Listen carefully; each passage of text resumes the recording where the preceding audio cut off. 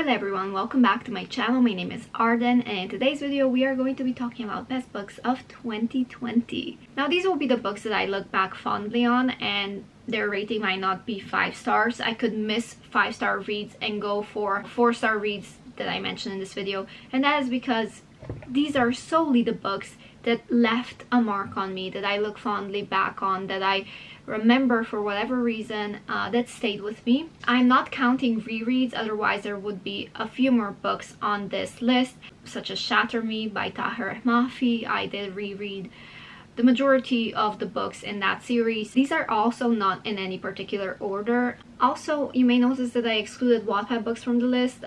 That's because I feel like Wattpad books deserve kind of like a different category, even though I have so many books that I could talk about. However, the list would be too long and I don't really know what book is better than the other, and the books would take up the entire list. But the first book that I'm going to talk about was almost a DNF, and that is Daughter of the Pirate King by Tricia Levenseller. Daughter of the Pirate King was just endlessly fun. It was a fun read that started a bit slow and I wasn't in the mood to read it at all at the time. Oh my god, I read the second book and I read the novella and I loved it.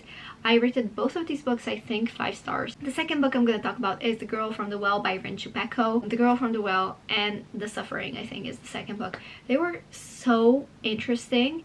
I don't normally read horror books. This book was an introduction into what that genre can bring to the table, what possibilities are out there for me if I just pick out the right books. And The Girl from the Well did not disappoint. It was one of the most interesting books that I've read in a while. And the fact that it was a mix between The Ring and The Grudge, the movies, is so interesting, but also in the way that it was done.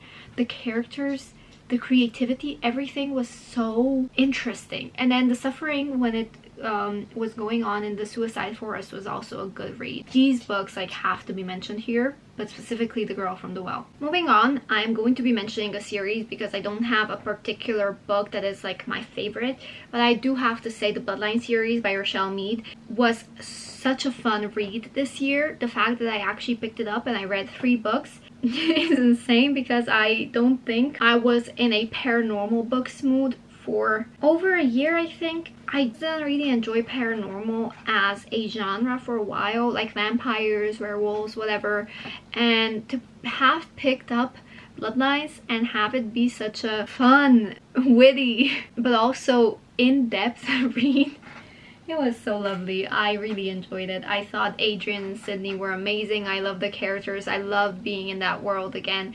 But I also loved that it wasn't Vampire Academy. For some reason, I love Vampire Academy, but I needed a break from Vampire Academy. I wanted more of Adrian, and I love Sydney as a character so much and their dynamic. I thought that they fit so well together and that they bring out the best in each other by not forcing each other to be something different, but by encouraging each other to be the best people they can be, not for other people but for themselves. I thought that was so incredible. But also the magical aspect of it and everything, I love it. I really did enjoy it. It was such a shame that I wasn't in the mood for vampires after reading the first 3, because I would love to continue, but at the same time, you know what, it's fine. Maybe some other time, maybe next year, maybe not. Now the next book that I'm going to talk about is a little bit more serious, and that is A Mother's Reckoning, Living in the Aftermath of Tragedy by Sue Klebold. This follows the mother of Dylan Klebold, who was a Columbine shooter. I didn't know about Columbine until this year. I had no idea what had happened or the events that transpired or who these people were. When I picked up this book, honestly, I was just intrigued by the title, and so I read it. And I also read Columbine by Dave, what was it, Dave Cullen? Yeah, I also picked up Columbine by Dave Cullen, and I thought that book was a little bit more like objective and it was based on research, whereas A Mother's Reckoning is based on mostly what Sue Klebold had to go through, but not diminishing her son's choices and her son's actions. She, like a lot of people, had to go through something very horrific and had to live with the fact that her son was the cause of everything that happened, and so a lot of the hate towards her son was also directed towards her and her family. It was a very eye-opening read, and I don't think anything I would say would give it justice. It was just a very touching read, which is why I think it belongs on this list, because it did stay with me, and I think it's gonna stay with me for a long time. The next books I want to talk about are the books that I read around the time that my grandpa was in the hospital, and these are R.S. Grace books. They weren't 5-star reads, they were mostly like 4-star and 3-star reads, but I love the tropes in these books, and even though I rated them low, I loved the tropes, I loved the books, the writing. Everything about these books made me fall in love with romance as a genre. This is when I had my romance kick. R.S. Grace books I would highly recommend, so I just have to say that these books did get me through a really hard time. Next is Dating Games by T.K. Lee. This is a book I got for free on Kindle. It was such a fun read. Again, romance. I enjoyed it a lot. Now we're gonna talk about a trilogy that I recently read, or recently finished. I finished book 2 and 3, and that trilogy is the Binti trilogy. The first book is Binti, the second book is Home, and the third book is The Night Masquerade. Book 2, Home, is probably one of my favorite books of all 2020. I think Home feels like home to me. In the first book, Binti is a character that we get to know and we get to have the world building, but in the second book all of that is built upon, I guess.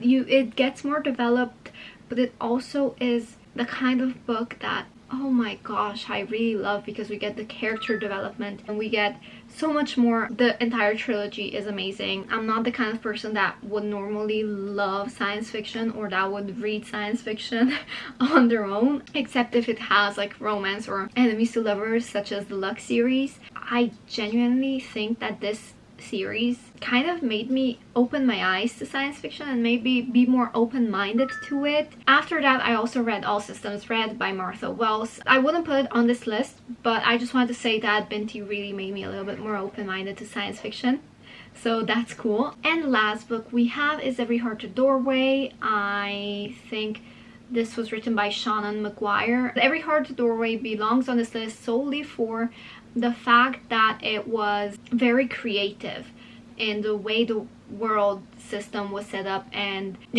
how things didn't make sense but also made sense. I read the first 3 books. They were interesting, so yeah, I just thought I would mention them here. Anyway, thank you guys so much for watching. I did say a couple of times that this year was a little bit of an average year for me. I'm still reading a few more books. Like, I'm currently reading Clap When You Land. After that, I'm probably gonna go read Twilight, because I just recently watched Twilight with my best friend and I'm in the mood to read vampire books and reread Twilight in Slovenian. I've read the most books ever actually this year. Currently I'm sitting at 106 books, and I normally don't pass like 50 books. Based on the number of books that I read, I genuinely expected that I would read more books that I really loved. However, this year was a little bit average, so I hope you enjoyed this video, and yeah, I'll see you next time. Bye!